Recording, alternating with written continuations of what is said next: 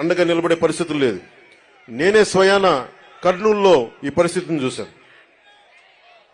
అలాగే యువతరం బీసీ యువతలో కుల వృత్తుల మీద ఆధారపడలేని పరిస్థితి ఉంది. ప్రత్యామ్నాయ అవకాశాలు కావాలి. వీటన్నిటి మీద చాలా సమూలంగా ఆలోచించాల్సిన అవసరం ఉంది.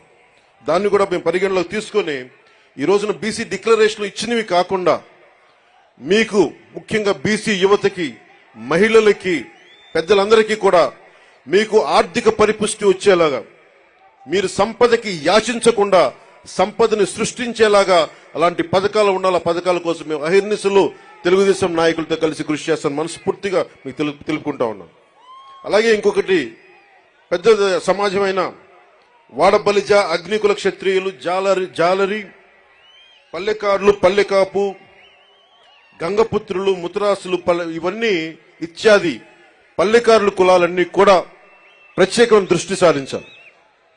దాదాపు 794 కిలోమీటర్ల తీర ప్రాంతం ఉండి ఈ రోజుకి జట్టీలు లేకుండా ఇబ్బంది పడతా ఉన్నారు. ఇప్పుడు గంగవరం పోర్ట్ లాంటిది నిర్మాణానికి పల్లెకారులు, జాలర్లు, మత్స్యకారులు ప్రాణాలు పోయినాయి. తిరిగి వాళ్ళకి ప్రత్యామ్నాయ అవకాశాలు కల్పించడంలో నిజంగా వెనకబడి ఉన్నాం. తెలుగుదేశం జనసేన ప్రభుత్వం రాగానే అలాంటి మత్స్యకారులందరికీ అండగా ఉంటాం. అలాగే ప్రతి 30 కిలోమీటర్లకు కూడా జట్టీలు ఉండాలనేదే నా ఉద్దేశం. దాన్ని కూడా చంద్రబాబు నాయుడు గారి దృష్టికి తీసుకెళ్లి ప్రభుత్వం ఏర్పాటు చేయగానే ఎంత తొందరగా ప్రారంభించాలో, ఎంత త్వరగా జట్టీలు ప్రారంభించాలో కూడా దాని వైపు దృష్టి సారిస్తాం. ముఖ్యంగా మత్స్యకారుల పిల్లల్లో బాల కార్మికులు ఎక్కువైపోయారు, స్కూళ్లు సరిగ్గా లేక. అలాంటి చోట్ల ఆశ్రమ పాఠశాలలు ప్రారంభించాలని నేను మనస్ఫూర్తిగా ఆకాంక్షిస్తున్నాను. అలాగే మేము చేసింది, మా నాయకర్ గారు కానీ మేమందరం చేసింది, జగన్ వచ్చి రాగానే బీసీల దగ్గర డబ్బు ఉండకూడదు, పల్లెకారుల దగ్గర డబ్బు ఉండకూడదు, మత్స్యకారుల దగ్గర డబ్బు ఉండకూడదు అని చెప్పి జీవో 217 పట్టుకొస్తే ఆ రోజున మేము నర్సాపూర్లో నేనే స్వయంగా ఆ జీవో 217 2 ముక్కలుగా చించేశాం. ఏదైనా సరే ఒకటే మాట చెప్పి నేను ముగిస్తా ఉన్నాను. మీ అభివృద్ధికి 153 కులాల సముదాయమైన బీసీ కులాలకి జనసేన అండగా ఉంటుంది. మీకు ఆర్థిక పరిపుష్టిని చేకూర్చేలా మీకు అండగా ఉంటాం. మీ మీద దాడులు జరిగితే మా ప్రాణాలు అడ్డేసి మరి మిమ్మల్ని కాపాడుకుంటాం. అలాగే అన్ని కులాలతో కూడా, ముఖ్యంగా మన బీసీ కులాల్లో కూడా ఐక్యత చాలా అవసరం. ఈ రోజున మనల్ని మనం ముందుకు తీసుకెళ్లాల్సిన పరిస్థితి ఉండి 153 కులాలంటే దాదాపు 53% పై శాతం జనాభా, 5 కోట్ల జనాభాలో అత్యధిక శాతం బీసీలే.